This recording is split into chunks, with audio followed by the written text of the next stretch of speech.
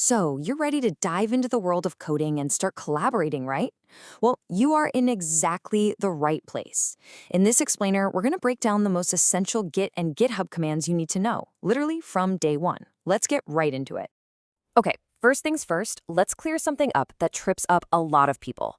Think of Git as your own personal workshop, right there on your computer. It's this amazing system that keeps track of every single change you make. Then you've got GitHub. Think of that as the online clubhouse or the gallery where you show off your projects and, more importantly, work with other people. So Git is the tool, GitHub is the community space. And that's the big question, isn't it? How do we get our local workshop, Git, to talk to the global clubhouse, GitHub? Well, that's exactly the journey we're going on today, one simple command at a time. All right, before you can do anything else, you've got to introduce yourself to Git. Don't worry, it's a super quick, one-time setup that basically just makes sure you get credit for all your hard work. And look, it's just these three simple commands. The first two are absolutely crucial. They're how you sign your name to every change you make. The third one? It's just a nice little touch that adds some color to your terminal, which, trust me, makes everything way easier to read. You run these once when you install Git, and you're all set. Okay, so you've introduced yourself. Now, every single project you ever work on is going to start in one of two ways. You're either starting something brand new, or you're jumping into a project that's already going. If you've got a brilliant new idea, you'll go into your project folder and type Git init. That's like telling Git, hey, start tracking everything in this folder. But if you're joining a team or contributing to an open source project, you'll use git clone and paste in a URL. That downloads the entire project to your computer so you can start working right away. Now we're getting to the heart of it all, the stuff you'll be doing every single day. This is the core rhythm of working with Git, so this part is really key. This is the two-step dance you'll do over and over. First, git add dot is kind of like putting all your changed files into a box. You're staging them, getting them ready to be saved. Then, git commit -m seals.box and puts a label on it. That message you write is so important. It's a note to your team and your future self explaining exactly what you did.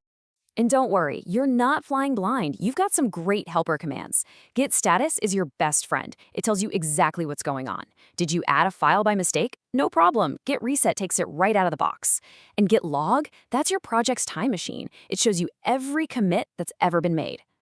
Okay, so you've mastered working solo. But what happens when you're on a team? How do you work on a new feature without breaking everything for everybody else? The answer, my friends, is branches. Branches are honestly a superpower. Think of it like this. You can create a parallel universe for your code. In this separate universe, you can experiment, build a new feature, or try to fix a tricky bug, all without messing with the stable main version of the project. It's a totally safe space to get creative. And these are the commands that make the magic happen.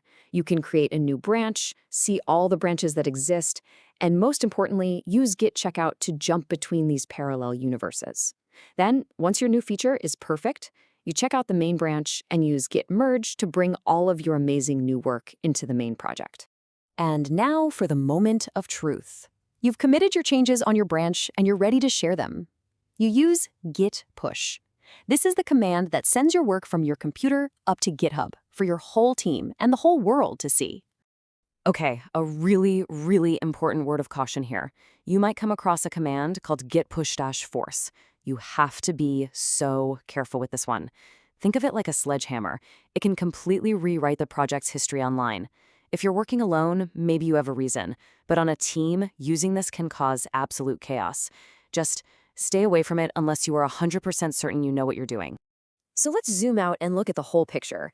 It's really just 4 simple stages. First, you set up your info one time. Second, you start a project with init or clone. Third, you get into that daily cycle of adding and committing your changes. And finally, you push your work to GitHub to share it. That's it. That's the core of the entire workflow. And we'll end on this thought. With just these commands we've talked about, you now have the fundamental skills to contribute to literally millions of software projects all over the world. The entire universe of open source is at your fingertips.